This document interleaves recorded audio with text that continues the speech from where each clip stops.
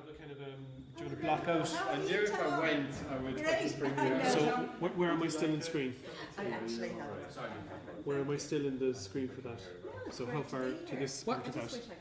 It's the camera isn't the problem, it's more the mic. Okay, so I can't see, I can't control that remotely. The camera's grand, like the volume's in camera. But I mean, we have an hour. do you want to leave it to that? So just saying, like, actually moving, so from, say, from here yeah.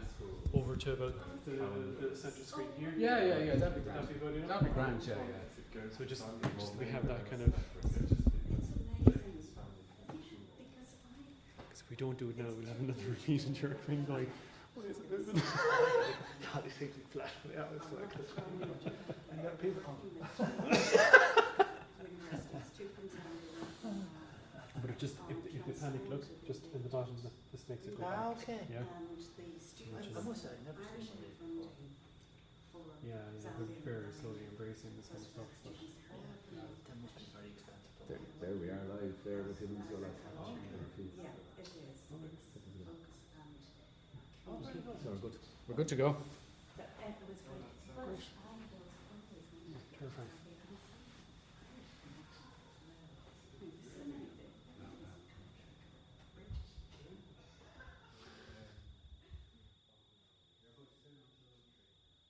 And that comic fella.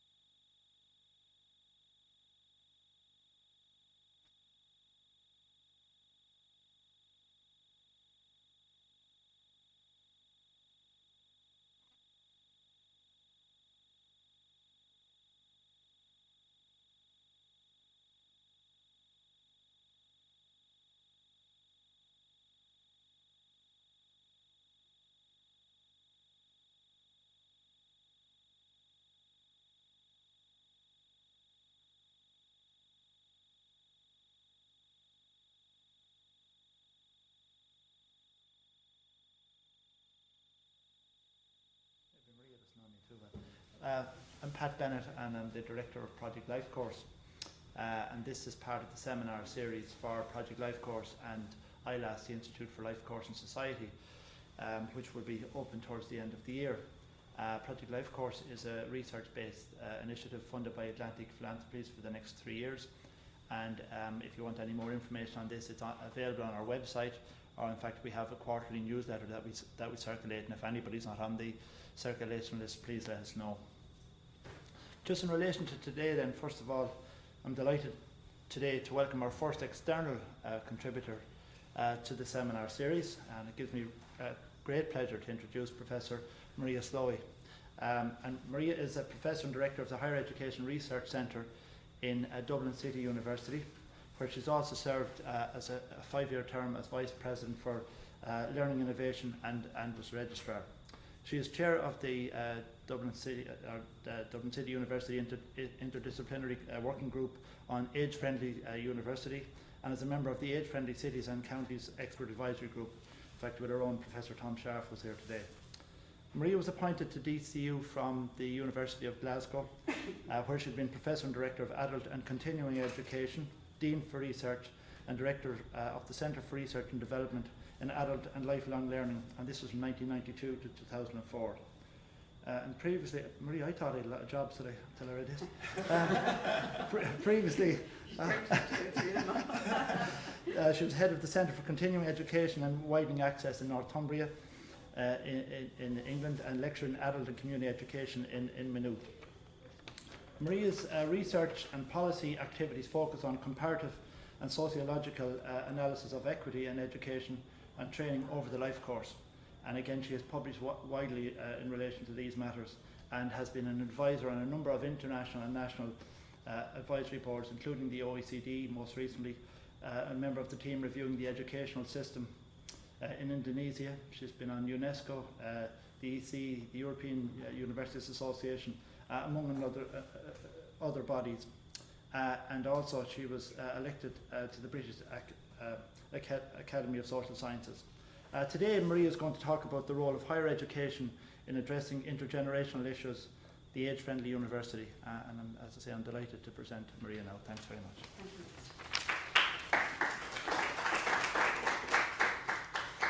Thank you so much, Pat, and thank you to colleagues involved in Project Lifecourse. It really is an honour to be invited to contribute to this seminar series. I hope to be able to attend more of them in the future myself. It's also a pleasure always to come to NUIG. For many years I collaborated with Seamus O'Grady in the area of adult education, and I enjoy any excuse to come to Galway, even if the races aren't on. But you could have timed that a little better for me. What I hope to do is talk for around 35 minutes, and then have the opportunity for discussion.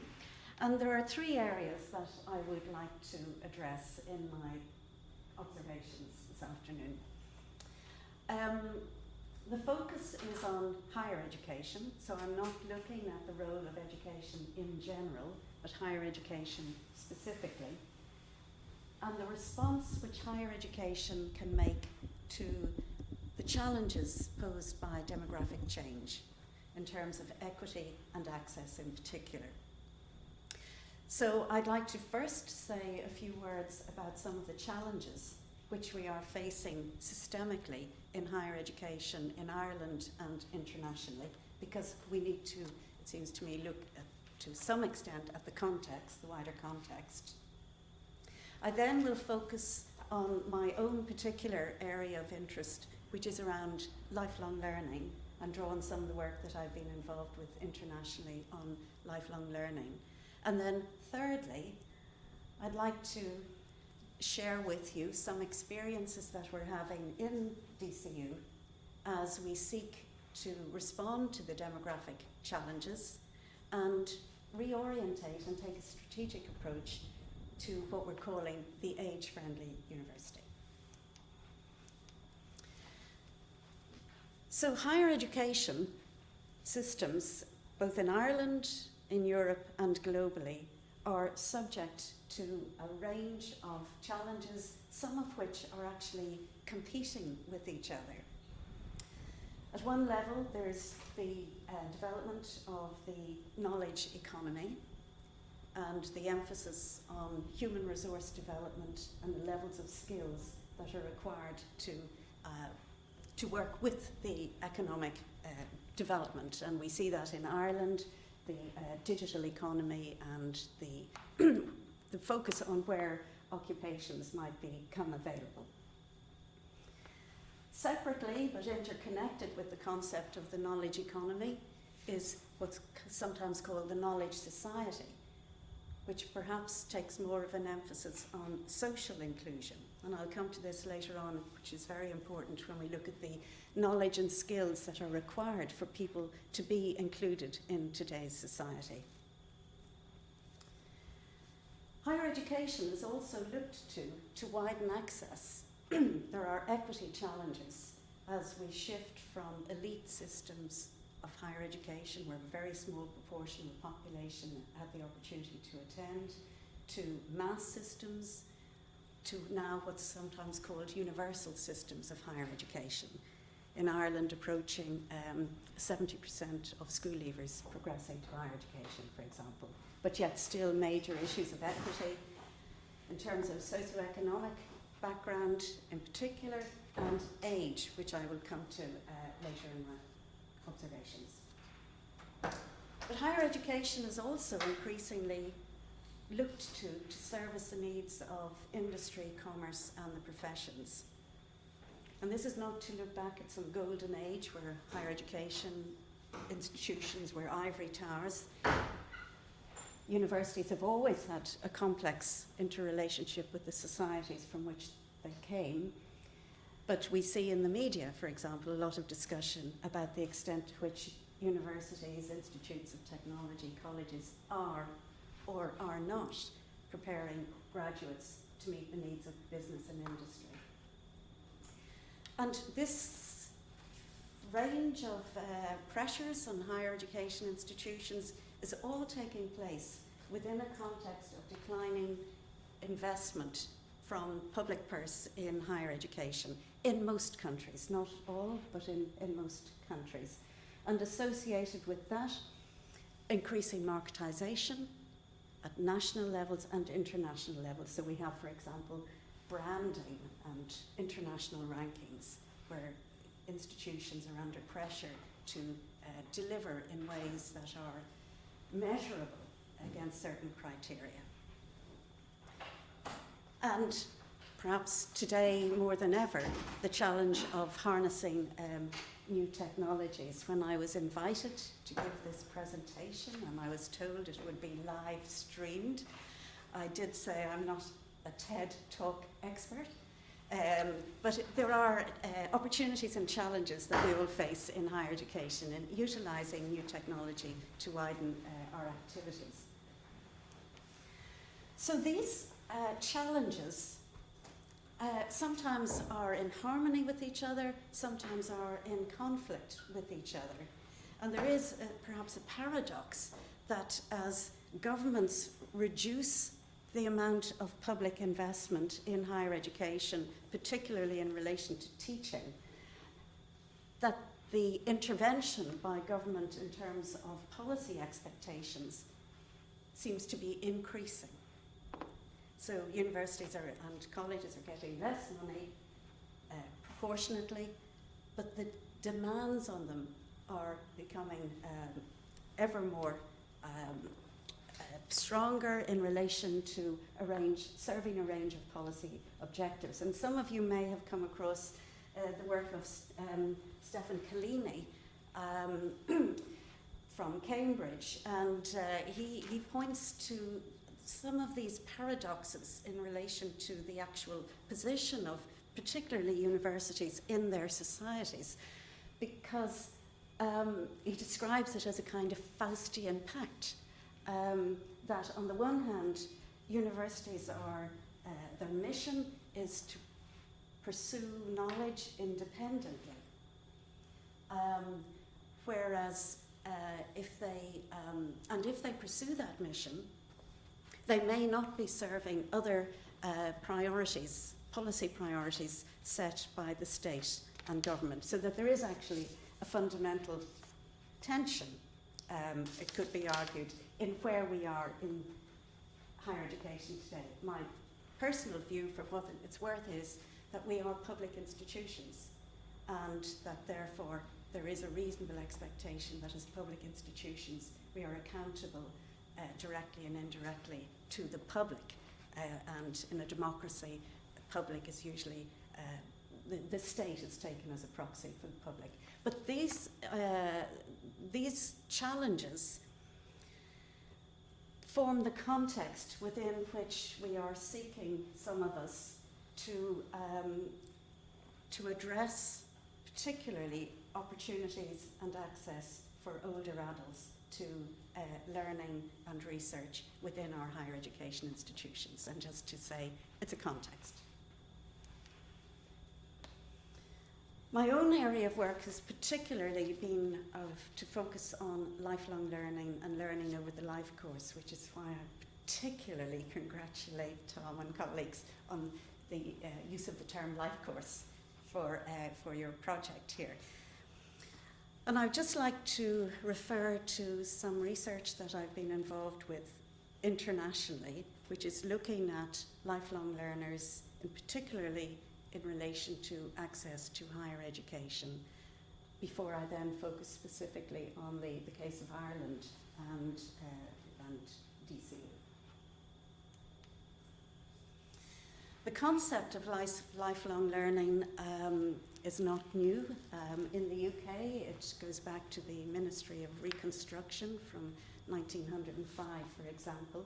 But in recent years, we have seen the concept taken up by the major intergovernmental international organisations. So the World Bank, UNESCO, OECD, the European Commission. In different ways, they, and for different reasons, they have started to promulgate the concept of lifelong learning. And essentially, this is about developing in young people an approach to learning over the life course, which is regarded as being essential to play an active role in society, and from our perspective here, as we are well aware, to assist in healthy and active ageing. But there has, in many of these promulgations, particularly from the World Bank, the European Union, perhaps been a narrowing to the skills agenda, employment orientated. We do see policy borrowing as policymakers communicate through the international organisations and bring back to their individual countries ideas developed internationally. But perhaps the UNESCO report, called the FAO report, is the one that has the most comprehensive approach to lifelong learning, because that report talks about 3 different dimensions of learning over the life course. Learning to do, so it's the action part, learning to know, the knowledge part, and learning to be, which is experiential, which is what we would think of perhaps as personal development. So as opposed to an approach to lifelong learning, which is narrowly focused on skills, the UNESCO approach is trying to look at a more holistic way of conceptualizing lifelong learning.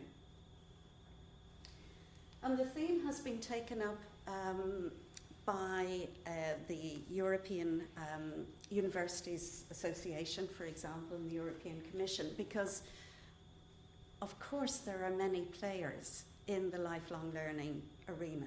There's the workforce, there's the workplace, the community, colleges, adult education organisations, distance learning programs, private providers. Higher education institutions are just one small part of a wider arena of lifelong learning providers. But it's the one that I wish to focus on here, And certainly at a European level, there is now, in fact, a charter on lifelong learning, and it would be interesting to examine all our presidents of our universities to remind them, to ask them about this, and if they remember that they've signed up to the charter. But essentially, it is to encourage higher education not to focus exclusively on the front-loading part of education and training, initial degrees for school leavers, but to conceptualise ways in which they can respond to the changing learning needs of people over their entire life course and respond as appropriately. In other words, there are many other agencies, as I've mentioned, ranging from literacy through to professional organisations. What is the special role which universities might have to play? But the focus still actually tends to remain on school leavers, and we see this when we look at statistics, for example. So one of the key statistics that's often given about higher education is what's called the age participation rate, and this is the proportion of school leavers who participate, who progress to higher education. The focus is on primarily still on full-time undergraduate entrance. Our funding regimes are orientated towards that. Our administrative systems are orientated in that way. And as I mentioned already, that there tends to be an emphasis on on universities which only form one part of the wider complex of lifelong learning providers. In the study I was involved with, which looked at the way in which universities and other institutions of higher education in 14 different countries were responding to these challenges, we conceptualized adult learners in higher education from 4 different perspectives. So it could be the life stage of the learner. Were they seeking to retrain? Were they coming in at a later age? In other words, people who are not coming directly from school. The mode of study, because in practice, most adult learners prefer to study for a variety of reasons on part-time or open learning basis. Or the types of programs, continuing professional development as opposed to primary degrees, or the organisation of provision. I already mentioned the adult education activities here in NUIG, which are really, it seems to me, a jewel in the crown of NUIG and the Irish system. But that's a kind of separate provision, which is slightly different than what we might talk about of, as opposed to integrating adult learners in the core business of the universities. I won't go into the information in detail, but essentially we found, and we revisited the same countries over 3 different time periods, that they broke down into 3 different groupings of high, medium and low in terms of responsiveness to adult learners, and we weren't using an age in this case, with Ireland at the lower end. And from our work, we developed a typology of different kinds of learners based on motivation and the types of programs that they were involved with. So the same people can fall into different categories at different times of their life stage. Some, for example, are second chance learners, and I always think that's a misnomer, because many of those people did not have a first chance, and we know the complex socioeconomic reasons behind that, why such a small proportion many years ago had the opportunity to go to higher education. Equity groups, that might include particular target groups, people living in rural areas, women into science and technology, people who defer the opportunity, they have qualifications, but they decide to rear a family, to engage in employment, and they wish to come back later.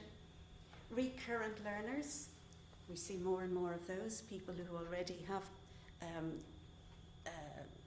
benefited from higher education, from education, are the most likely to continue to come back throughout their lifetime.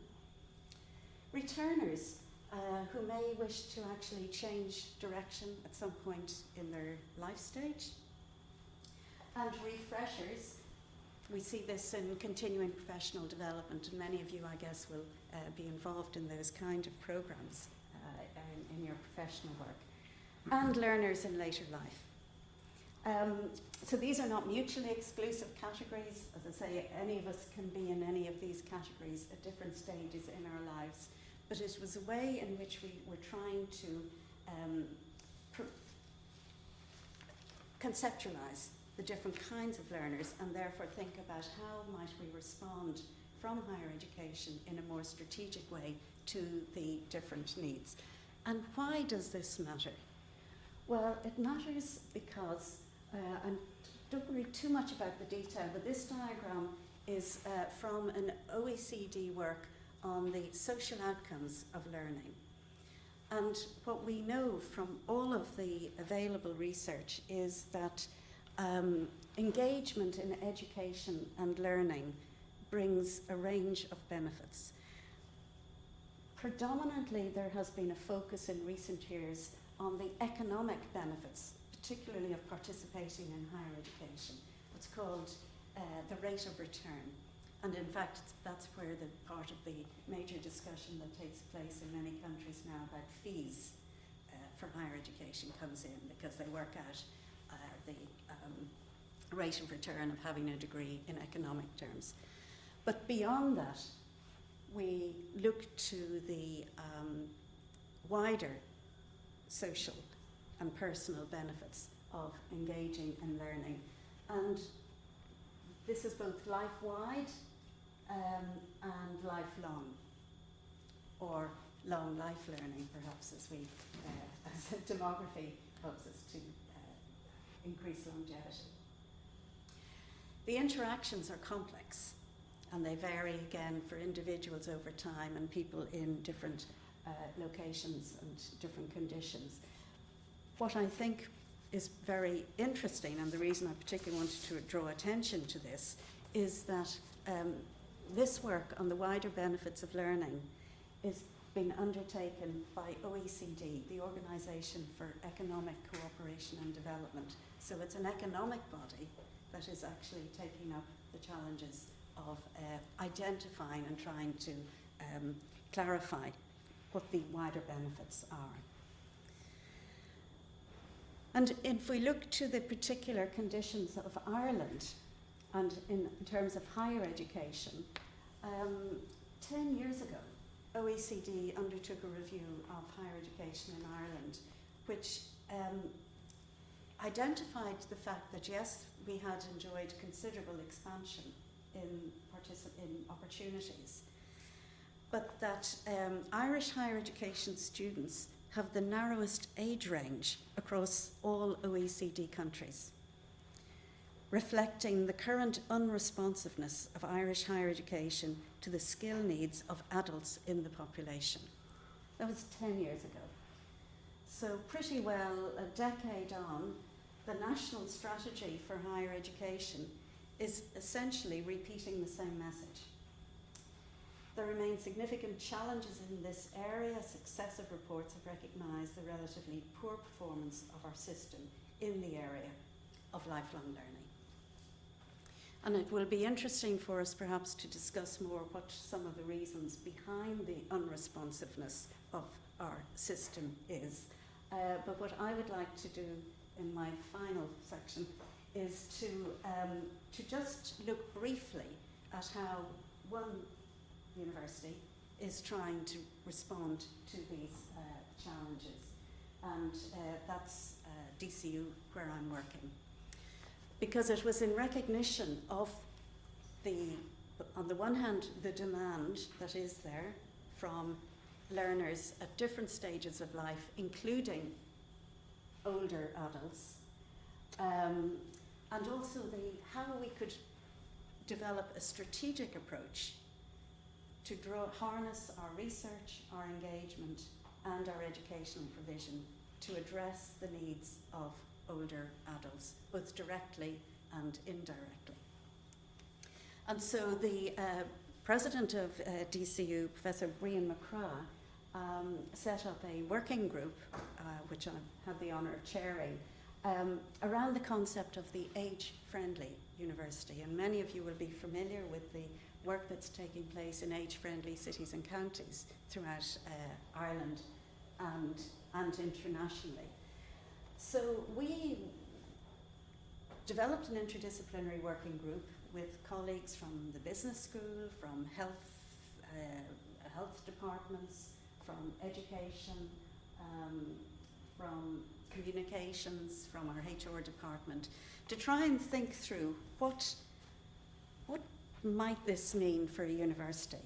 How might we respond to some of these challenges? Universities can't solve transport problems, but we can undertake research about economic issues, about spatial issues, about technical issues, which may then feed into policy and development.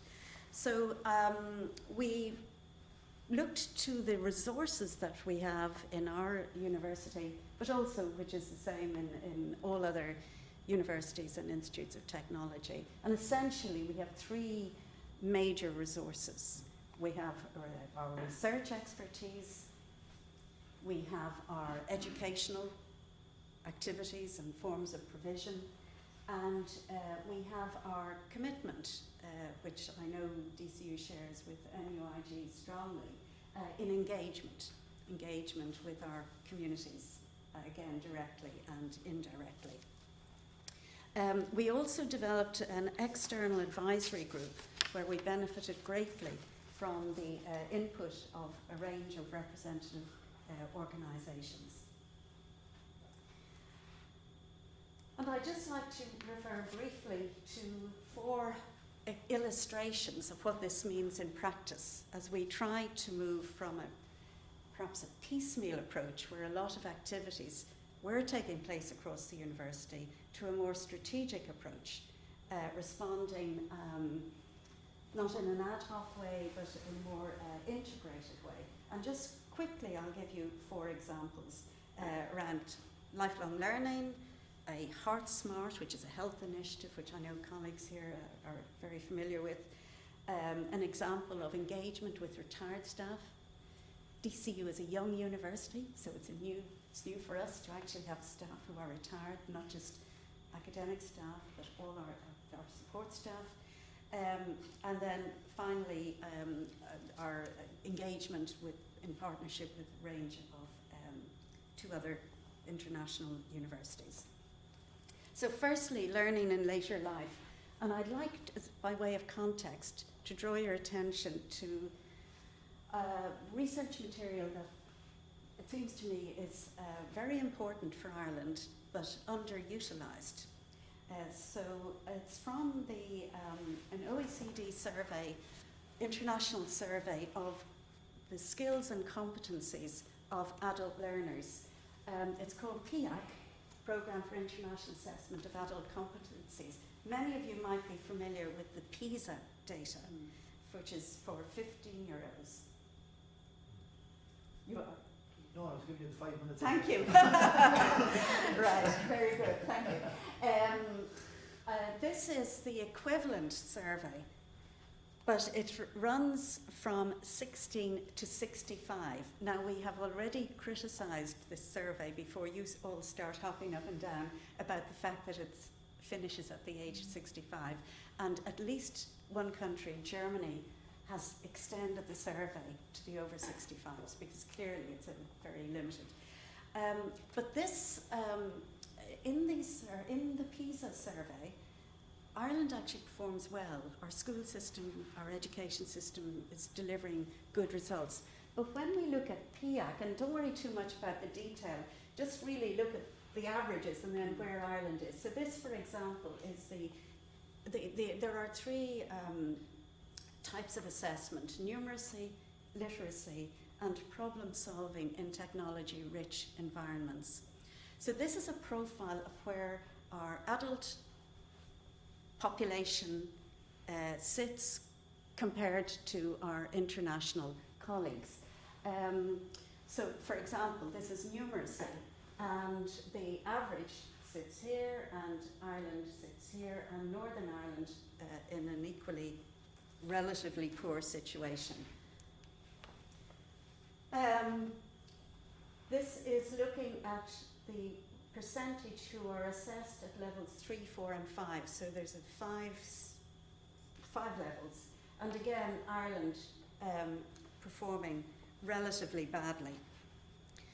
But of course, underlying all of this is the age distribution within the overall statistics. This graph, I apologise, it doesn't quite show from the bottom, but what we have at the bottom are 5-year age bands from the age of 15 through to 65.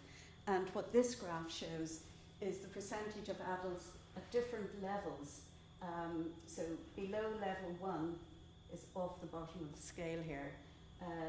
Level 1, level 2, level 3 and level 4, 5. So if we contrast the youngest age group to the oldest age group is really the point I just want to make, which is that we see that at the older age group, the level at which people are performing in terms of knowledge and skills is considerably lower than at the younger age groups, and there's a kind of, that pattern is repeated all the way through. This is no surprise to anybody, because what we know is if we look at that older age group, for example, those people who are aged 60 to 65, so they were at school, they were 15 around the mid-1960s. At that stage, Ireland did not have free secondary education. At that stage, 50% of 15-year-olds completed school, left school. So these people are with our communities. They've developed knowledge and skills through their work, through their engagement, but they have not had the opportunity to participate in formal higher education, many of them. And the final graph I'd like to show from this, because there's such an emphasis on the use of technology as an answer to so many things. It's the percentage of people at different levels, and this is only assessed at 3 levels, problem solving in technology-rich environment. And again, if we look, anywhere over the age of 40, the majority are below, or level 1 or below, which is at the lower level of use. So when people are talking about technology solving so many problems, we have to address these.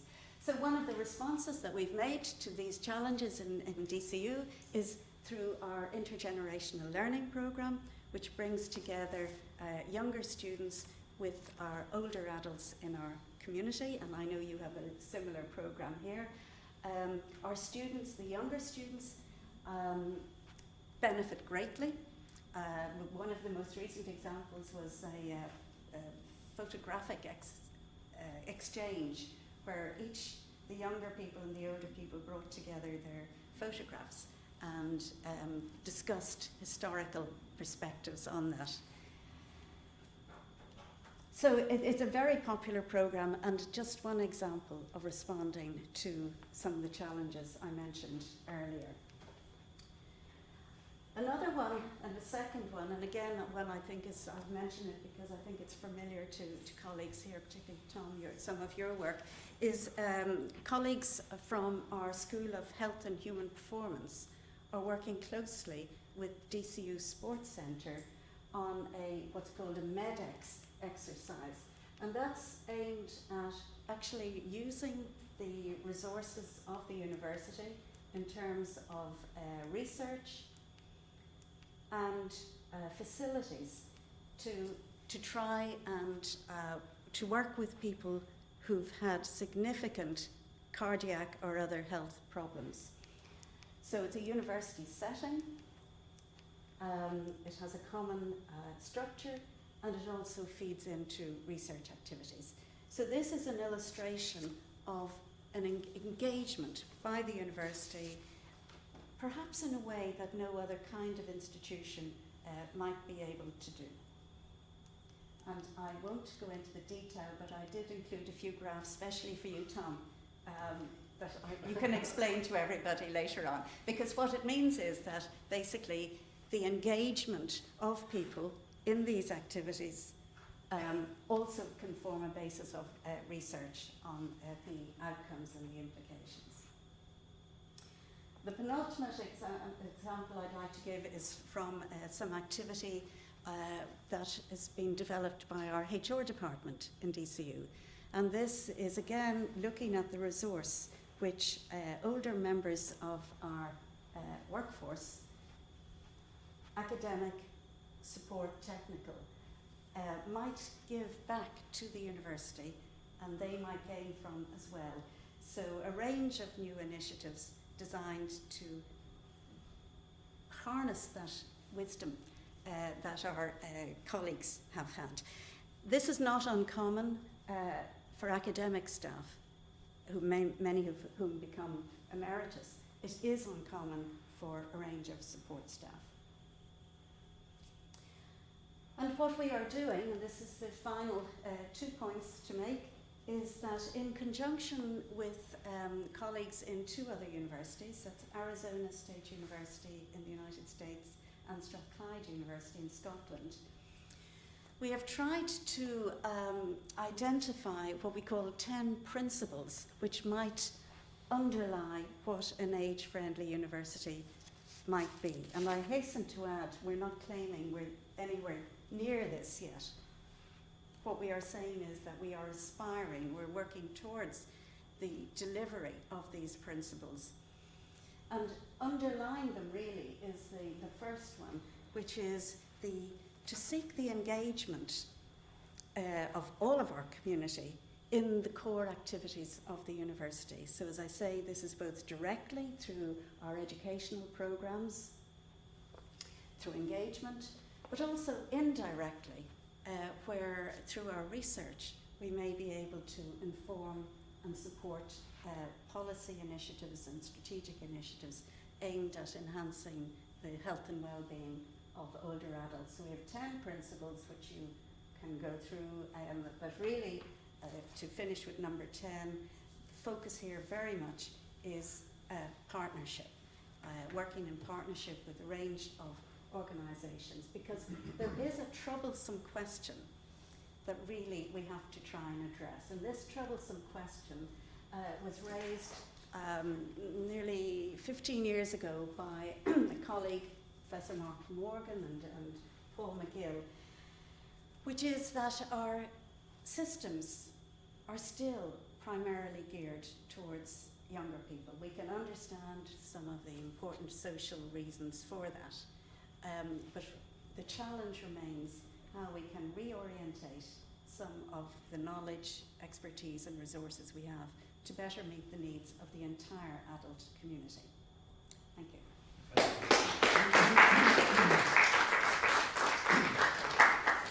Thanks very much, Maria. And if anybody has any comments or questions, if they'd introduce themselves first, please. And we have about 15 minutes. Thank you.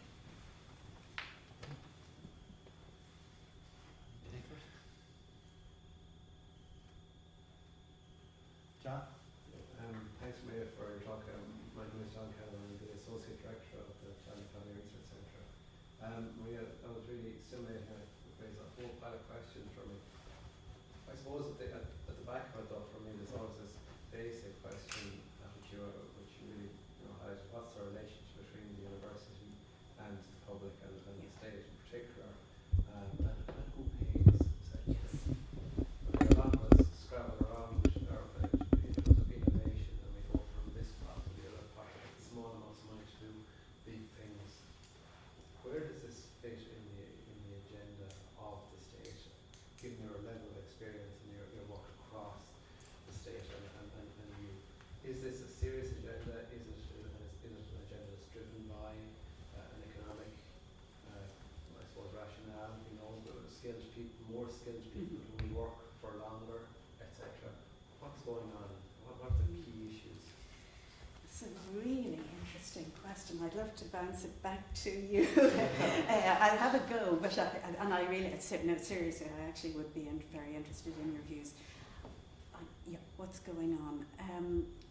I talked in the beginning about contradictions, and that seems inescapable to me. I think that there are actually contradictions in what's going on. There is undoubtedly a focus on what's called the steering state. So the state using funding to steer, and in fact Patrick Clancy from UCD has written about this actually, and used PRTLI, for example, and SFI funding as a very good example of that steering. But perhaps we shouldn't be surprised about this. I mean, and universities have lived in uncomfortable situations, possibly from their foundations. I previously worked in Glasgow University, and which was set up by Papal Bull in the 16th century. And in the early days, students paid their professors in cash as they walked out the door. So, you know, and that was at a market, or what was that? So I think where the search for certainty is now, we have to give that up. But what I do think is qualitatively different about what's going on at the moment is this emphasis on engagement. And I don't just mean in relation to this area of, you know, older adults and lifelong learning, but in universities, particularly public institutions, are being looked to engage. And whether we're comfortable with that or we're not comfortable with that, it seems to me that that is an inevitable part of the social and economic milieu that we are working within. So the three dimensions I highlighted about research, education, and then engagement, perhaps connecting that not as something separate, but actually a new way that we're approaching our research, I think is what the reality is, for good or bad. I used a term which I flicked through in one of the early slides. It's not an attractive term, but I think it's meaningful, which is glow-local, the global and the local. And that does seem an inevitable part of our social context in general. Yeah, no, thanks, Ray. I mean, I just think it is interesting for us now because we do have an opportunity. It's a huge opportunity, but like any opportunity, we should know what it is about the opportunity we like and we don't like and what we want for it. And again, that needs to be laid out in an engagement. What do this group and this diverse group want that we could give them? I think it's only starting the conversation, I suppose. Well, I think if I could just say, I mean, I think your point about diversity is really key because when we talk about, say, for example, learners in later life, I mean, some of them have doctorates and some are people who have gained enormous knowledge and skills experientially without any formal qualifications, and some are ordinary people like the rest of us. So that diversity point, I think, is really important. Thanks, John. Question. Anya? I'm here at the Irish Centre for Social Gerontology, and I just wondered, to what extent is there an emphasis on creating pathways? You know, we had a diploma in social gerontology, and a lot of people come at all different ages, and really, you know, you were saying at the beginning about you know, there's a big emphasis on school leavers and so on, but really I think it's pathways that need to be created, because certainly with older people, they're so disadvantaged in terms of not completing secondary school or not even starting. So I think there's a real need for that. But to what extent is it there, do you think, across the universities? Again, I think that's a really, you've put your finger on something incredibly important there about pathways. I mean,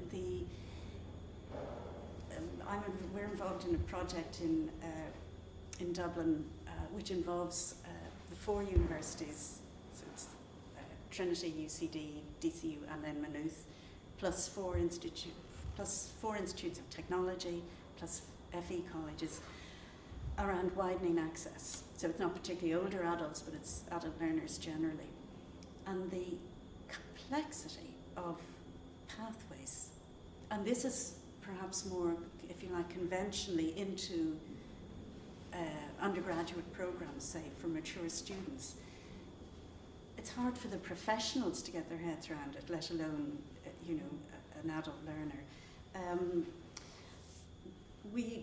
I think many of us had great hopes for the NQAI, the National Qualifications Framework, that this would help to clarify what the pathways might be. But in practice, it still leaves an important gap, which is around essentially guidance, educational guidance. And it sounds like the kind of program that you're running might also act as a guidance, an extended guidance exercise for people to help them to clarify what skills they have, what knowledge they have, and what stage they're at, and where they might like to go. Is that, does it to some extent? Is there any, we'll say at the Department of Education level, is there any, anybody driving that kind of agenda? Well, I mean, from a higher education perspective, I suppose from the Higher Education Authority, there is the National Access Office, and to that extent, from a policy perspective, they, and I know that there's been a joint conference hosted here, they are looking at issues of pathways, and also credit transfer, movement between part-time and full-time, and a range of possibilities. Also, so that's one. In the Department of Education and Science, somebody called Brian Power, who's looking at the interrelationship of lifelong learning and what's called the social dimension of higher education. So this is part of the Bologna process. And from a policy perspective, I guess that might be, hopefully something will come from that. Also, of course, it'll be interesting to see who our new Minister of Education is going to be. And maybe it's an opportune time to take some of these issues to put on their desk. Thanks, Amelia. Okay, any other questions? I'm sorry, David, on the end of the Hi, my name is Deirdre Hardiman. I work in community education, we're part of adult learning and professional development in the university. And I found your presentation extremely interesting and very reflective of the wider issues that we're dealing with on a day-to-day basis. And we have students from 21 to 87, so the 65 kind of age bracket would be well below that. I suppose from our experience, and more particularly from your own experience, do you think higher education institutions are able to make the transition to the more traditional way of looking at full-time mainstream students, to valuing the adult learner? And would that be unique to Ireland, or is it your experience that there is that transition, or maybe there's a difficulty in transition, or in other higher education institutions elsewhere in other countries? And we have a very valuable approach to education, I think, but I think we're very much front-loading that at a younger age, maybe, as opposed to providing the resources across the life course that you were outlining. Yes, I think, lessons we can learn from other countries, of course, but they have very different traditions, histories, and I'm just going back to the categorization. Yeah, that one.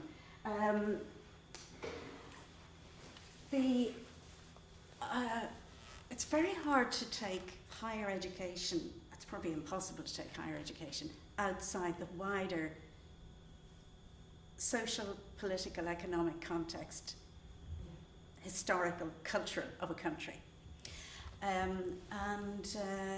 So, as in many other things, we often look to Scandinavia here.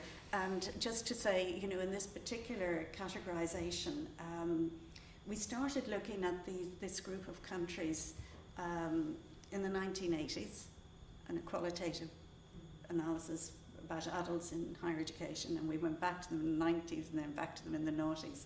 And things had moved and changed and developed, but the categories, the groupings hadn't changed. And if we look at the case of Sweden, for example, they had a major reform, as they called it, of higher education in the 1970s, where they sought to introduce a system of recurrent education. And that was a real opening of the doors. And that parts of that remain in Sweden, with what they call a drop-in, drop-out approach to higher education. So the whole funding is organised on a different basis than ours. For people who are over the age of 25, if they have 3 years work experience or whatever, they have an eligibility to have a go, basically, at higher education. So that is a whole system approach. Now, we come from a different tradition.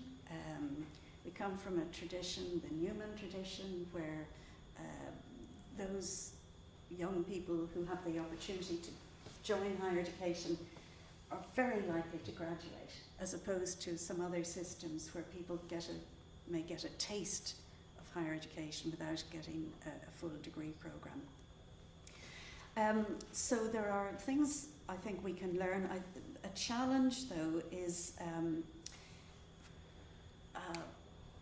I was involved in a seminar in Edinburgh a few weeks ago, and there was a vice-chancellor from a London university, which is one of the universities that's not in the highest ranking. It's a good institution, but it finds itself in a competitive situation. And he was asked a question, what was his deepest fear? And his deepest fear was that his university may not survive as it is. And part of his thinking there was competition, rankings, the opening of other opportunities which have the untapped potential, so technology, MOOCs and the like. So these are posing challenges to us, and one of the major researchers in higher education, somebody called Simon Marginson, he's drawn an analogy with monasteries. That who would have thought that monasteries would have been dissolved in England at a certain historical period, and yet they were. So there's something else around here that's both challenging, but from the perspective of opening new opportunities, may encourage us in universities to become more responsive to more diverse needs. Sorry, it's a long answer, but... Thanks, David. Keith, sorry. Yeah, I suppose Keith Egan, part of the research team, Project Lifecourse, but I suppose in some ways you've kind of anticipated an answer to some of what I wanted to ask there about the solution in the future of the university, because I mean, yes. I know there are some voices in Europe, for instance, who are querying how many universities there are in Ireland, for instance, and saying given what the university actually is now, there are too many on the island. And they're kind of working from the kind of Mike Oakenshaw perspective of the university being a repository of the nation's knowledge. Mm-hmm. And just that we kind of, with the deposit slip system, access, rather than what you're kind of talking about really, which is kind of expanding it in so many different directions. But I think you've spoken there to the kind of the future of the university in terms of market mechanisms. Yes. But can you speak maybe around the kind of policy contradictions for the future of the universities in being seen to become something different? Yes, I mean, the thing about the number, another very interesting and challenging question, thank you. The discussion about numbers of universities, I actually mainly only find that here in Irish policy circles. I worked in Scotland for a long time, population's about the same as Ireland, and they've several more universities than we have. So, but when we look at the landscape of higher education and that perhaps we do have to look at some inevitable rise, fall, change of all kinds of institutions. It'd be interesting if there's somebody here from the business school doing organisational analysis, for example, that there are inevitable perhaps, comings and goings of different kinds of institutions.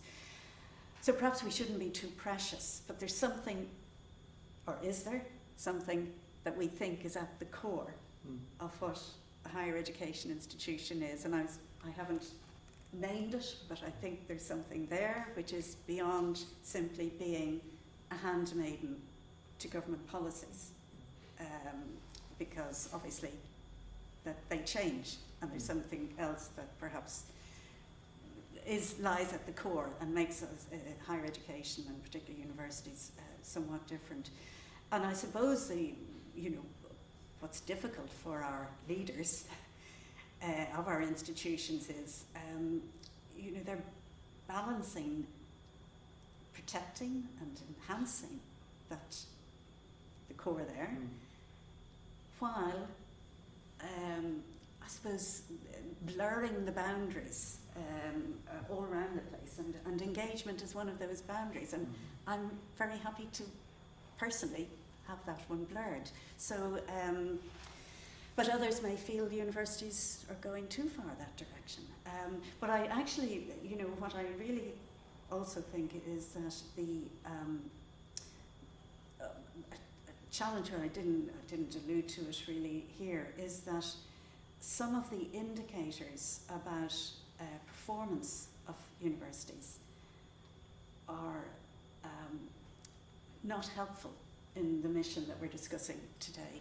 And so, for example, a classic one is assessment of research, and I was involved in the UK twice in the research assessment exercise, which was our previous one, and the kinds of publications that are counted as valid and reputable and peer-reviewed, that's becoming narrower and narrower.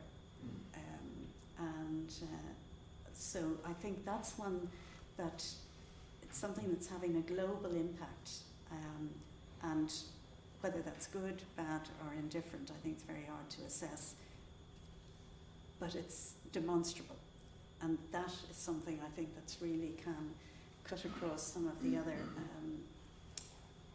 parts of the mission that we've been talking about this afternoon. Okay, we've time for one more question or comment if anybody would like to say anything now at this stage. The gentleman at the back. Yeah. Frank Curry, retired lecturer at GMIT.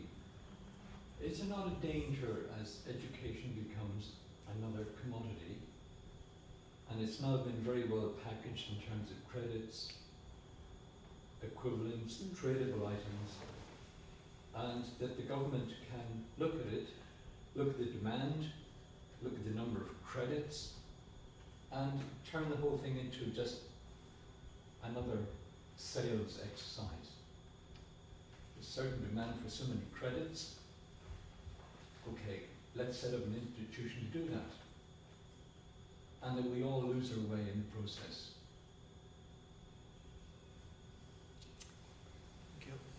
Is that a question? No, the question really was, do you have any comments about the, if you like, defining education as a commodity? Yeah. I think I skirted around it. It was implicit in some of the things I was trying to say when I talked about marketisation, for example. And I mean, we know for many years we've been in a certification race, actually, and those goalposts keep moving, of course. So, you know, my leaving cert might have been enough for something, then we need something else 10 years later, you know. So those goalposts are moving where education is, and some of you would be familiar with the work of Pierre Bourdieu, talks about this, where education is a positional good. So you have more qualifications, that disadvantages me, if we're talking that commodity approach. But of course, where this intangible but real part of the mission of higher education, of course, is something quite different. And that's an approach to knowledge where you have more knowledge and actually I get more knowledge then too. So that's a kind of win-win approach. I don't know if I can say more than there is a contradiction, or there's a tension between those two.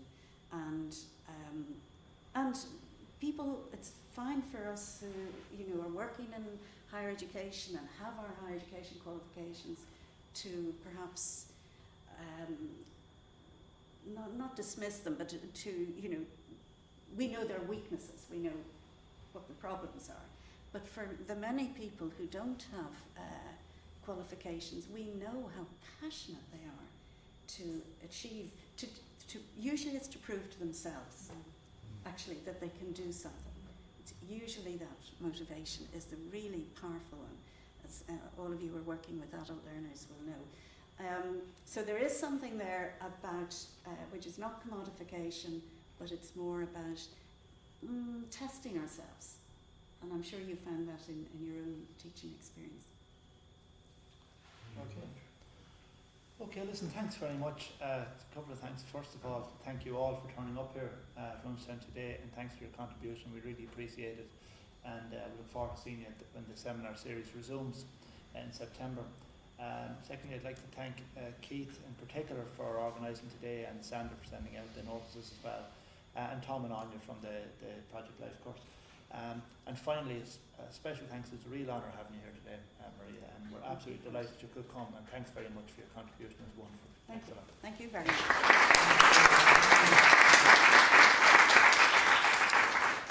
Now for tea and sandwiches, folks. Thanks very much. Thank you. Can we use your slides again, Maria? Yeah, of course you can. So the only thing I would like to do, or maybe Keith, sorry. you're welcome to use the slides, and my only thing is that